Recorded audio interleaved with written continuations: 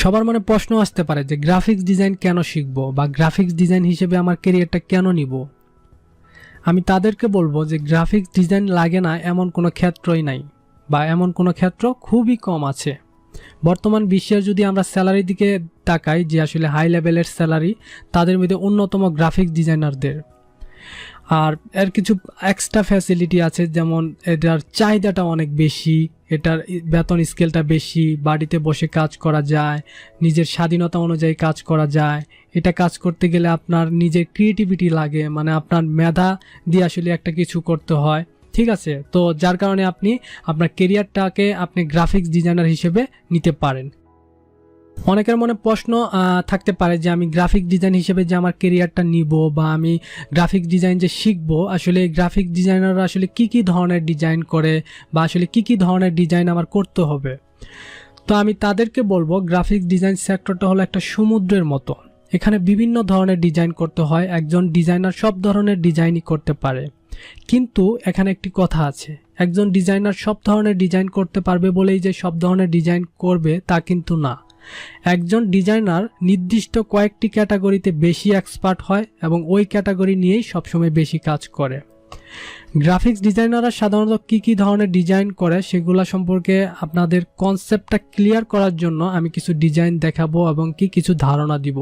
আশা করি ধৈর্য ধরে আসলে লাস্ট পর্যন্ত ভিডিওটা দেখবেন। তো আমরা এখানে কিছু দেখতে পাচ্ছি: logo design, packaging design, business card, flyer, poster, brochure, T shirt, social media, banner, app design, billboard, news paper. তো আরও অনেক কিছু ডিজাইন আছে। তো আমরা একটু এক্সাম্পল হিসেবে আমরা দেখবো আর কি।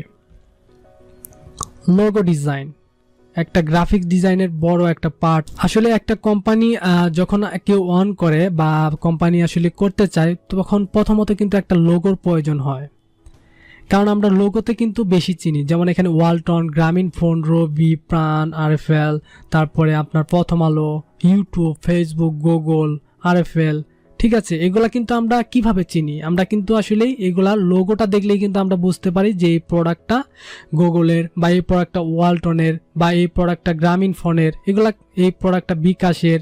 আমরা কিন্তু একটা লোগো দেখলেই বুঝি। তার মানে একটা কোম্পানির পরিচিত হয় আসলে একটা লোগো দ্বারা, এবং এই লোগোটা চাহিদাটাও সবচেয়ে বেশি গ্রাফিক ডিজাইনের ভিতর। তো আপনি একটা লোগো ডিজাইন করে আসলে হিউজ পরিমাণ আর্নিং করতে পারবেন। যারা লোগো ডিজাইন নিয়ে কাজ করে, দেখা গেছে তারা অন্য কোনো সেক্টরে যাইতেই পারে না, তারা শুধু সারাক্ষণ লোগো নিয়েই কাজ করে। তো আমরা বেসিক্যালি একটু বুঝতে পারলাম যে আসলে লোগো ডিজাইনের চাহিদাটা কেমন, বা লোগো ডিজাইন আসলে কোনগুলোকে বলা হয়ে থাকে। তারপরে আমরা আসি প্যাকেজিং ডিজাইন। আমরা যখন কোনো দোকানে যাই বা কিছু ক্রয় করতে যাই বা যেটাই করতে যাই, কিন্তু আমরা কত ধরনের প্রোডাক্ট দেখি, কিন্তু আমরা কি কখনো চিন্তা করেছি যে আসলে এই প্যাকেজিং বা এই প্যাকেট বা এই লেবেল বা এই প্যারাশুট বা এই ধরনের প্রোডাক্ট আসলে কারা ডিজাইন করে? এগুলা ডিজাইন কিন্তু আমাদের মতো গ্রাফিক ডিজাইনার দ্বারাই করা হয়ে থাকে। তাহলে বুঝতে পারতেছেন যে আসলে গ্রাফিক ডিজাইনের চাহিদাটা কেমন। এবং এটা কি চিন্তা করেছেন যে আপনি একটা দোকানে গেলে কত ধরনের প্রোডাক্ট দেখেন, কোনো প্রোডাক্টের সাথে কোনো ডিজাইনের কোনো মিল নেই। তার মানে মিল নেই কেন? কারণ এখানে ডিজাইন করতে হলে আপনার ক্রিয়েটিভিটি লাগে। তো প্যাকেজিং ডিজাইন, লোগো ডিজাইন, এই সেক্টরগুলো আসলে চাহিদাটা অনেক বেশি।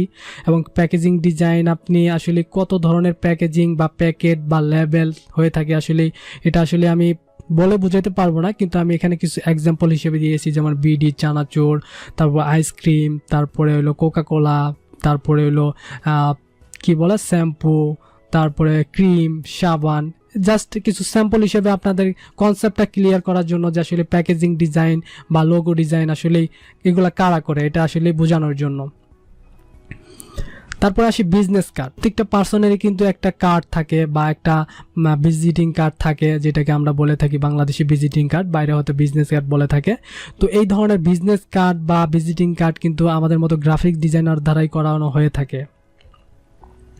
ফ্লায়ার ডিজাইন, আমরা হয়তো বাংলাদেশে ফ্লায়ার ডিজাইন যারা হয়তো অনেকেই নাও চিনতে পারে, কিন্তু হয়তো লিফলেট বললে অনেকেই চিনে, কিন্তু এটা বাইরে আসলে ফ্লায়ার ডিজাইন আসলে হিউজ একটা মার্কেটিং ম্যাটেরিয়ালসের ভিতর ফ্লায়ারটা খুবই চলে।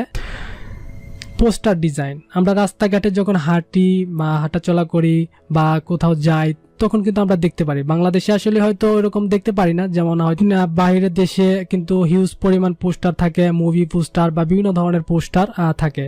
আসলে এই ধরনের পোস্টার কিন্তু আমাদের মতো গ্রাফিক ডিজাইনার দ্বারাই করানো হয়ে থাকে। ব্রোশিওর ডিজাইন আমরা আসলে অনেকটা হয়তো দেখলে চিনতে পারতেছি, কিন্তু হয়তো আমি নাম বললে নাও চিনতে পারতেন যে এই ধরনের যে ক্যাটালগ বা ব্রোশিওর বা কোম্পানি প্রোফাইল বা এই ধরনের যে প্রোডাক্ট মার্কেটিং করার জন্য যে আসলে ম্যাটেরিয়ালস ব্যবহার করা হয়ে থাকে, ব্রোশিওর কিন্তু তার ভিতর অন্যতম। ব্রোশিওরটা খুবই ইফেক্টিভ একটা আর কি মার্কেটিং ম্যাটেরিয়ালসের ভিতর পড়ে। এই ধরনের ডিজাইনগুলো আমাদের করতে হয়। টি শার্ট ডিজাইন আমরা তো সব সময় ছোট থেকে টি শার্ট পরি, বিভিন্ন ডিজাইনের টি শার্ট পরি, যে এই টি শার্ট পরবো না এই টি শার্ট পরবো, এটা অনেক ভালো লাগে। কিন্তু আমরা কি কখনো চিন্তা করেছি যে আসলে এই ধরনের টি শার্ট আসলে কারা ডিজাইন করে বা এই ধরনের ডিজাইন আসলে কিভাবে করে? কখনো কি চিন্তা করেছি আসলে এই ধরনের ডিজাইনাররা আসলে কারা? সেগুলো নিয়ে আমরা কখনো চিন্তা করিনি। কিন্তু আসলে গ্রাফিক্স ডিজাইনাররাই কিন্তু টি শার্টের ডিজাইনটা করে। যেমন এখানে হুডির মাঝখানের যে ডিজাইনটা, তো টি শার্ট ডিজাইনারদের অনেক চাহিদা। লোগো ডিজাইন বলেন বা মার্কেটিং ম্যাটেরিয়ালস ডিজাইনার বা আপনার প্যাকেজিং ডিজাইনাররা, এগুলো কিন্তু হিউজ ডিমান্ড। তারপরে আসি ব্যানার ডিজাইন। হয়তো ব্যানার বললে চিনতে পারতেন না হয়তো যারা নতুন হয়তো ভিডিওটা দেখতেছেন, কিন্তু আমি এখানে কিছু এক্সাম্পল রাখছি যার কারণে হয়তো আপনি বুঝতে পারবেন যে আমরা যখন আমরা কোনো দোকানে যাই বা আমরা রাস্তাঘাটে চলি তখন এই ধরনের ব্যানার দেখি, যেমন গ্রামীণ ফোন, তারপরে বাঙালিং, তারপরে দেখা গেছে যে বিভিন্ন রাস্তাঘাটে যে এরকম ব্যানার থাকে। তো আসলে এই ধরনের ব্যানার কিন্তু আপনি যদি গ্রাফিক ডিজাইন শিখেন তাহলে কিন্তু আপনার ব্যানার ডিজাইন করতে হবে। এখন আসি সোশ্যাল মিডিয়া কভার ডিজাইন। এটা খুবই একটা ইফেক্টিভ বর্তমানে, কারণ ফেসবুক কভার বলেন, টুইটার কভার, লিঙ্কডইন কভার বা ইউটিউব আর্ট। সাপোজ মনে করেন আপনি একটা রেস্টুরেন্ট নতুন খুলেছেন, এর জন্য আপনি একটা ফেসবুক পেজ ক্রিয়েট করছেন, তো অবশ্যই আপনার ফেসবুকের কভারটা লাগবে। তো কভারটা আপনি কি নিজে করতে পারবেন? কখনোই তো আর নিজে করতে পারবেন না ডিজাইনটা। তো অবশ্যই আমাদের দ্বারা ডিজাইন করে দিতে হবে। হয়তো আমাকে বলবেন যে আমার একটা নতুন রেস্টুরেন্ট খুলেছি, তুমি এই কন্টেন্ট দিয়ে আমাকে একটা ফেসবুক কভার করে দাও বা একটা টুইটার কভার করে দাও। হয়তো আমি এটা করে দিব, তুমি জাস্ট ওখানে অ্যাড করে দিবা বা পোস্ট করবা, জাস্ট এটাই। তো সোশ্যাল মিডিয়া কভার এটার খুবই চাহিদা। তারপর ওয়েব ব্যানার, আমরা বিভিন্ন ওয়েবসাইট যখন ভিজিট করি তখন এই ধরনের কিছু অ্যাড দেখি, যেমন প্রথম আলো বা বিভিন্ন ওয়েবসাইটে বা ইউটিউবে ভিডিও দেখার সময় আসে। তারপরে দেখা গেছে যে বিভিন্ন ওয়েবসাইট ভিজিট করলে কিন্তু অ্যাড আসে, কিন্তু আমরা কখনো আসলেই বুঝি না যে আসলে এই অ্যাডগুলো কারা ডিজাইন করে।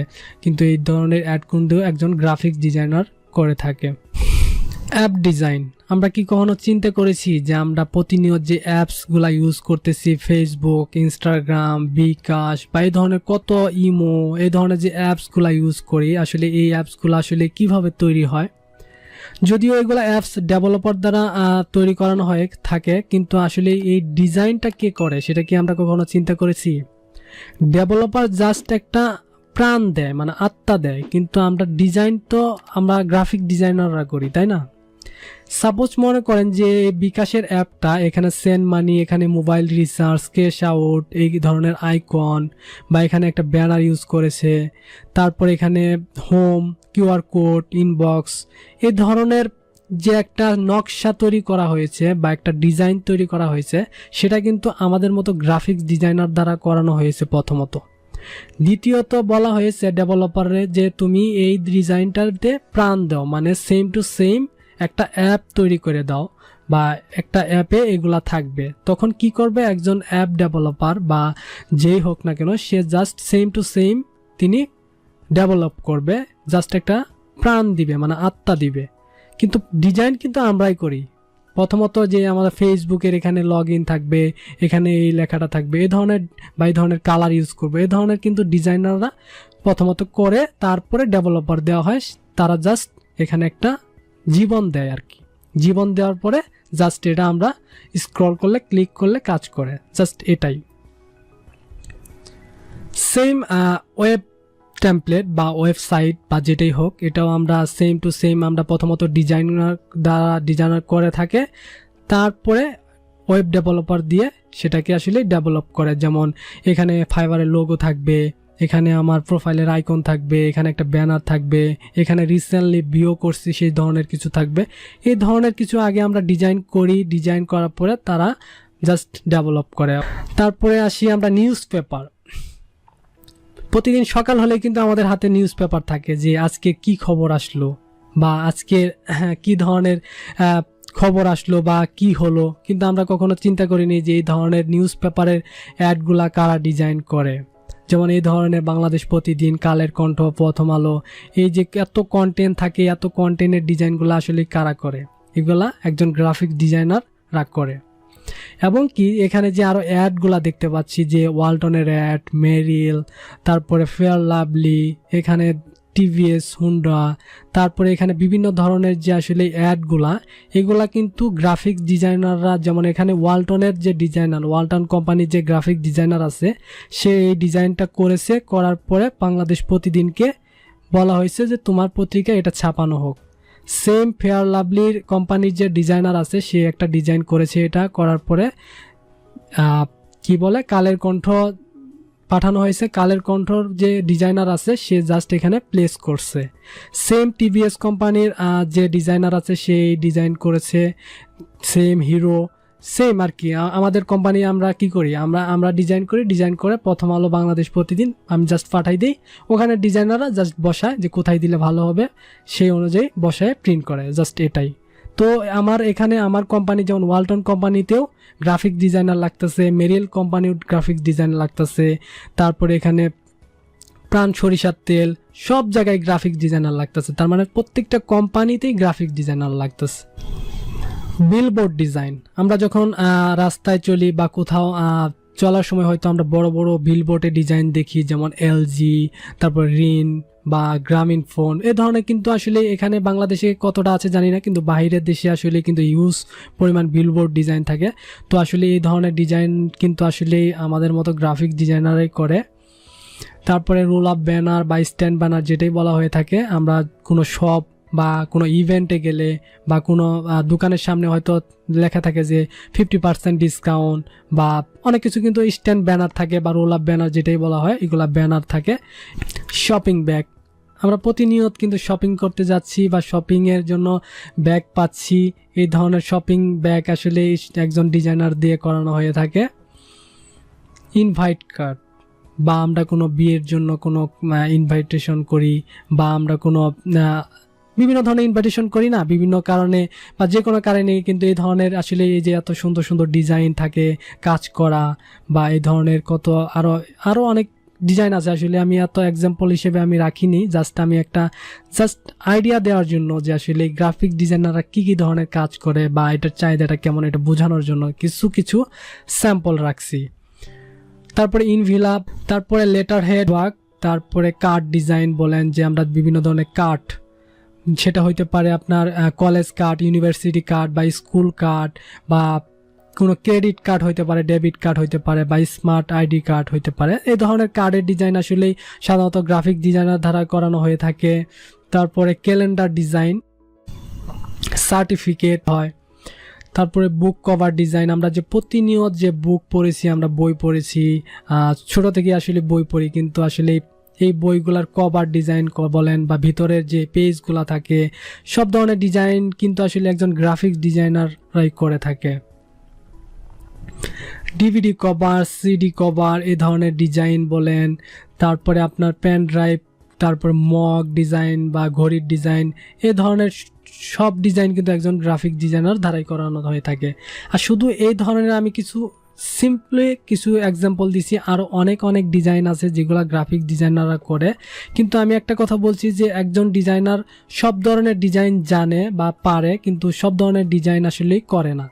দেখা গেছে যে 2 থেকে 3টি ক্যাটাগরির ওপর অনেক এক্সপার্ট হয় এবং কি সেই ক্যাটাগরির ওপর সবসময় ডিজাইন করে। তো আমরা মোটামুটি কিন্তু জানলাম যে একজন গ্রাফিক্স ডিজাইনার আসলে কি কি ধরনের কাজ করে বা কি কি ধরনের ডিজাইন করে থাকে। এই ধরনের একটা বেসিক কনসেপ্ট কিন্তু আমি ক্লিয়ার করতে পেরেছি আমি মনে করি। তো হয়তো আপনি এখান থেকে বুঝতে পারবেন যে সব কিছুতেই যেহেতু গ্রাফিক্স ডিজাইনার আছে বা সব জায়গাতেই যেহেতু গ্রাফিক্স ডিজাইনারদের লাগে বা ডিজাইন লাগে, তাহলে তো অবশ্যই গ্রাফিক্স ডিজাইনের চাহিদাটা বেশি হবে। আমরা এখন জানবো যে গ্রাফিক্স ডিজাইন শিখে কোথায় জব বা কাজ পাবেন বা কোথায় পাওয়া যায়। তো প্রথমত বিভিন্ন কোম্পানিতে, আসলে প্রত্যেকটা কোম্পানিতেই কিন্তু গ্রাফিক্স ডিজাইনার লাগে। তো আপনার যদি স্কিল ভালো থাকে বা আসলে আপনার যদি ওই রকম গ্রাফিক ডিজাইন শিখে থাকেন তাহলে কিন্তু আপনার আসলে জবের অভাব হবে না। কারণ গ্রাফিক ডিজাইনারদের আসলে জবের অভাব হয় না, কিন্তু স্কিল ভিত্তিক আসলে আপনার স্যালারি পান বা ভালো কোম্পানিতে জয়েন করতে পারেন। কারণ যার যত স্কিল বেশি, দক্ষতা বেশি, সে সেই ধরনের কোম্পানিতে জয়েন করতে পারে বা ওই ধরনের স্যালারি পেয়ে থাকে। তারপরে প্রিন্টিং প্রেস, ডিজাইনিং প্রতিষ্ঠান, বিভিন্ন প্রিন্টিং প্রেসে বা ডিজাইনিং প্রতিষ্ঠানে আপনি জব করতে পারবেন। পত্রিকা বিজ্ঞাপন প্রতিষ্ঠান যেমন প্রথম আলো, ডেইলি স্টার, এই ধরনের যে পত্রিকা বিজ্ঞাপন অফিস আছে সেখানে আপনি জব করতে পারবেন। তারপর ফাইনালি যেটা আমি বলবো যে আসলে অনলাইন মার্কেট প্লেস বা ফ্রিল্যান্সিং বা আউটসোর্সিং যেভাবেই চিনে থাকেন বা জেনে থাকেন, তো অনলাইন মার্কেট প্লেস এটা কিন্তু গ্রাফিক ডিজাইনারদের জন্য খুবই একটা বড় একটা সেক্টর। আসলে সবারই ইচ্ছা থাকে ফ্রিল্যান্সিং করব, দেশে বসে আমেরিকান ডলার কামাবো, তাই না? তো আমি এখানে আসলে 3টা ওয়ে দেখাবো, যেমন remote job, contest market place, microstock market place. তো আমি সিম্পলি এই মার্কেট প্লেস সম্পর্কে আর কি ধারণা দিব এবং কিভাবে কাজ করতে হয়, কেমন ইনকাম হয়, এগুলা নিয়ে আলোচনা করব। তো একজন গ্রাফিক্স ডিজাইনার অনলাইন মার্কেট প্লেসে এই 3 মাধ্যমেই আসলে কাজ করতে পারে: remote job, contest, microstock market. তো আমরা আজকে আসলে প্রথমত আসলে জানবো যে রিমোট জবটা কি বা এই ধরনের মার্কেট প্লেসগুলো আসলে কেমন হয়ে থাকে বা কি ধরনের কাজ বা কিভাবে কাজ করা হয়ে থাকে সেটা নিয়ে একটু জানবো। তো রিমোট জব মার্কেট প্লেস, এই ধরনের মার্কেট প্লেসের আন্ডারে যেমন আপওয়ার্ক, ফাইবার, freelancer.com, পিপল পাওয়ার, এই ধরনের আসলে মার্কেটগুলো আর কি পড়ে। তো এটা আসলে কিভাবে কাজ করে সেটা যদি আমি আসলে সিম্পলি ভাবে একটা উদাহরণ দিয়ে বোঝাই। সাপোজ মনে করেন যে আপনার নাম মিস্টার জন, আপনি বাংলাদেশে থাকেন, আপনি একজন গ্রাফিক্স ডিজাইনার। আর আমি মোহাম্মদ ইউসুফ, আমেরিকাতে থাকি এবং কি আমি একজন বিজনেসম্যান। তো আমি ইউসুফ, মানে আমি আমেরিকা থাকি, ইউসুফ বিজনেসম্যান। তো আমি আমার এক ফ্রেন্ডের বার্থডে, তো জন্মদিন উপলক্ষে আমি ভাবলাম যে একটা মগ গিফট করব। তো এই মগের ভিতরে একটা সুন্দর ডিজাইন থাকবে।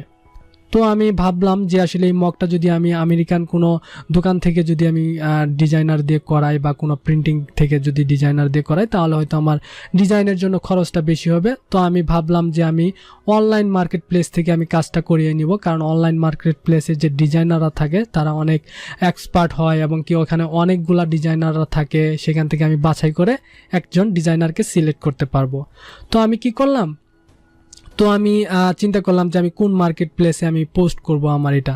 তো আমি হয়তো আপওয়ার্ক, ফাইবার, ফ্রিল্যান্সার, তারপরে এই ধরনের মার্কেটে আমি যেখানেই আমার অ্যাকাউন্ট থাক বা যেখানেই থাক না কেন, তো আমি সাপোজ মনে করেন আপওয়ার্কে আমি লগ ইন করে আমি হয়তো ওই মার্কেট প্লেসে আমি পোস্ট করতে পারি যে আই নিড এ মক, দেন এই ডিসক্রিপশন দিলাম এবং এই ধরনের আমার ডিজাইন লাগবে। তো আমি যে পোস্ট করলাম এই অনলাইন মার্কেটে, সেটা কিন্তু সবাই দেখতে পাচ্ছে। আমি যদি এই মার্কেটে পোস্ট করি, এই মার্কেটে যত ডিজাইনার আছে সবাই কিন্তু দেখতে পারবে বা এই ধরনের মার্কেট। তো সেখানে কিন্তু আপনিও দেখতে পারবেন, মানে মিস্টার জন, মানে আপনি গ্রাফিক ডিজাইনার। তো আমার পোস্টটা দেখার সাথে সাথে আপনি ভাবলেন যে এই কাজটা আপনি পারেন। যদি না পারেন তাহলে তো কথাই নেই, যদি আপনি পারেন তাহলে আমার এই পোস্টে মানে আপনি এই জবে আপনি অ্যাপ্লাই করতে পারেন, মানে আমার মক ডিজাইনের জবে। তো আপনি অ্যাপ্লাই করলেন, আপনার মতো আরো অনেক ফ্রিল্যান্সার আছে, ইন্ডিয়ান ফ্রিল্যান্সার থাকতে পারে, পাকিস্তান বা আদার্স আরো ফ্রিল্যান্সার থাকবে, অনেক দেশের ফ্রিল্যান্সার আছে, তো তারাও অ্যাপ্লাই করলো।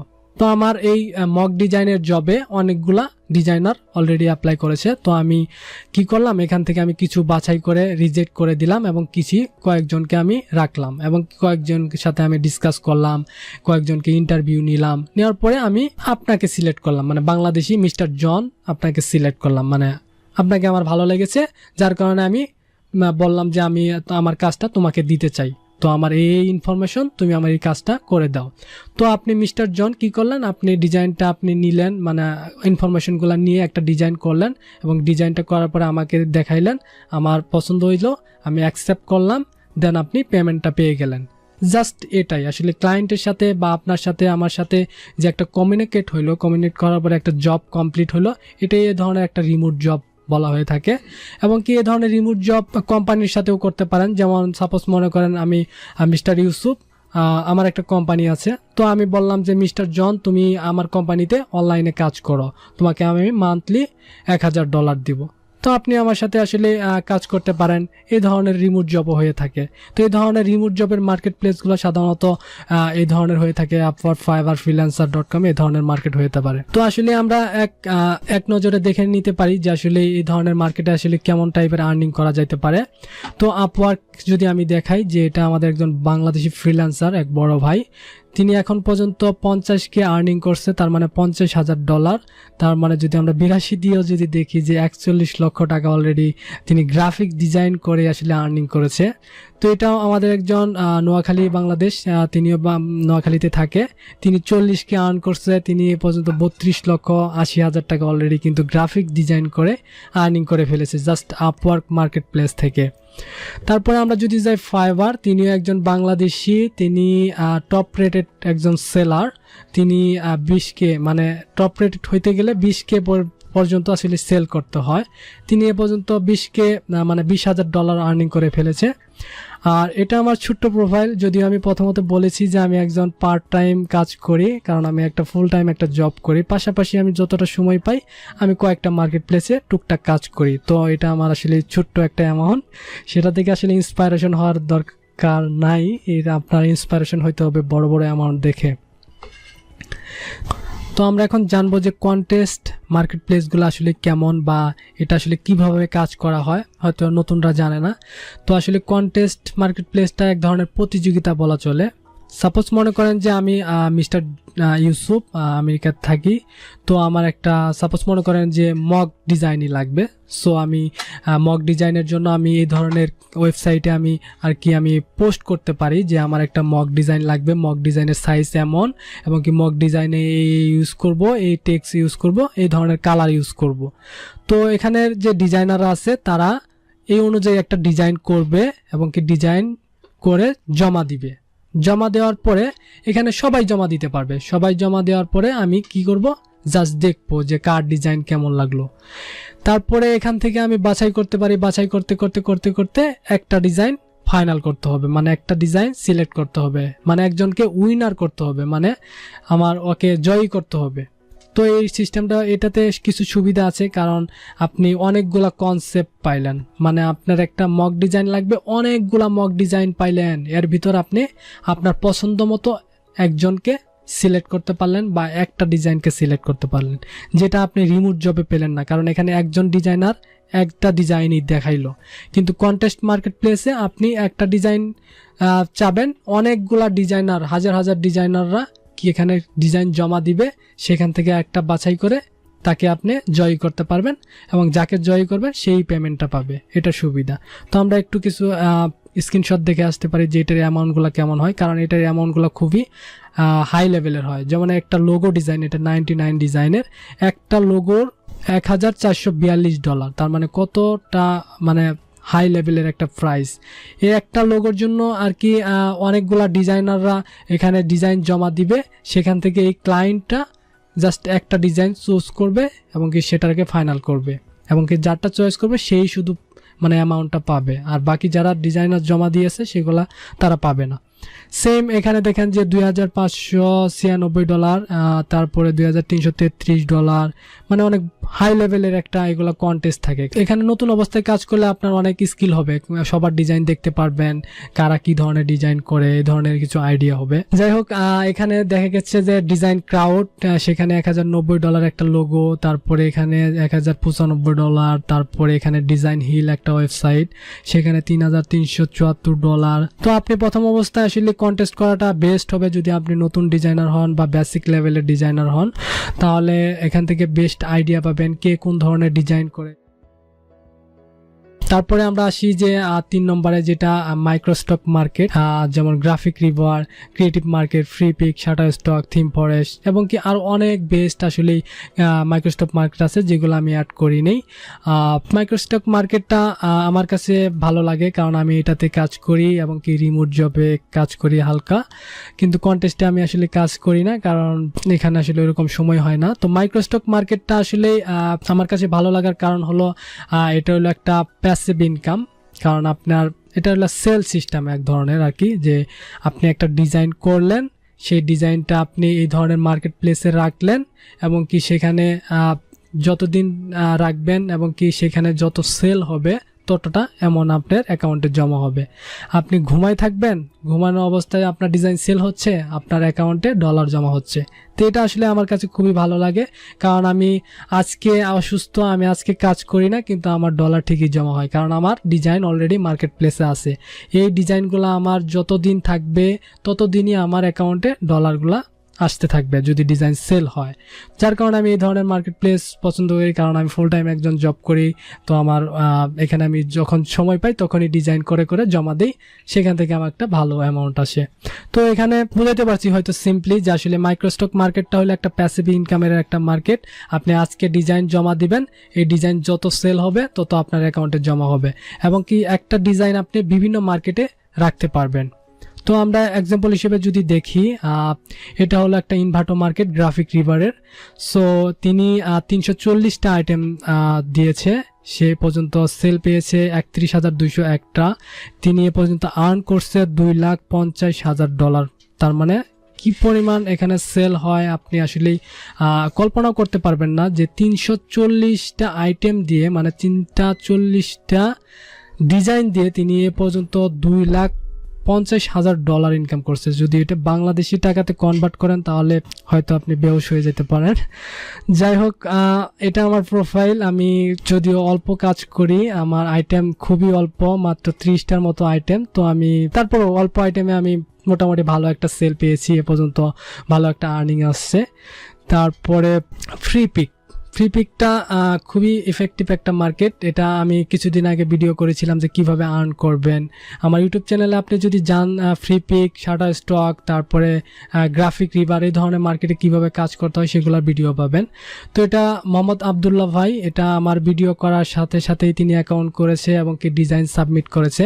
তিনি এ পর্যন্ত আর্নিং করেছে $3,941। তিনি এ পর্যন্ত এত পরিমাণ আর্নিং করেছে, অল্প কিছু আইটেম দিয়েছে, মাত্র 193টা আইটেম, এবং কি তিনি গত মাসে আর্নিং করেছে $666, এবং কি ডিসেম্বরে আর্নিং করেছে, ডিসেম্বরে $594 অলরেডি, মানে এখনই হয়ে গেছে। ঠিক আছে, মানে এটা সিস্টেমটা হলো এক মাসের পেমেন্টটা আরেক মাসে দেয়, তো যার কারণে এখানে এরকম শো করছে। আর এটা হলো আমার ছোট্ট প্রোফাইল, আমার নতুন অ্যাকাউন্ট আর কি, যার কারণে আমার এখানে মাত্র 37টা আইটেম আছে, অল্প কিছু আইটেম। এটা আসলেই বলাই চলে না যে আসলেই তার সাথে তিনি, তার অ্যাকাউন্ট আমার দেখানোর কারণ হলো ইন্সপাইরেশন দেওয়ার জন্য, যে আসলেই তিনি, আপনিও হয়তো আমার ভিডিও দেখে আপনি ফ্রিপিকে কাজ করতে পারবেন, শাটার স্টকে কাজ করতে পারবেন, যার কারণে আর কি দেখানো। আর সবচেয়ে বড় কথা হলো, যেটা আমি প্রথমে বললাম, যে এইখানে কাজ করার একটা সুবিধা হলো যে সেম ডিজাইন বিভিন্ন মার্কেটে আপনি দিতে পারবেন, বিভিন্ন মার্কেট থেকে আর্নিং করতে পারবেন, যত মাইক্রোস্টক মার্কেট আছে। যেমন এটা আমার একটা মার্কেটে দেওয়া আছে, সেখান থেকে আমি $21 আর্নিং করেছি একটা ক্যালেন্ডার, এবং কি আরেকটা মার্কেট প্লেসে সেম ডিজাইনই রেখেছি, সেখান থেকে $50 আর্নিং করেছি, এবং কি এই ডিজাইন আমি আরও কয়েকটা মার্কেট প্লেসে রেখেছি, এবং কি সেখান থেকেও আমি বেস্ট একটা আর্নিং পেয়েছি। তার মানে আমি কয়েকটা মার্কেট মিলে আমার কিন্তু একটা ডিজাইনে অনেকগুলো আর্নিং হচ্ছে। তো মাইক্রোস্টক মার্কেটে এটাই সুবিধা যে একটা ডিজাইন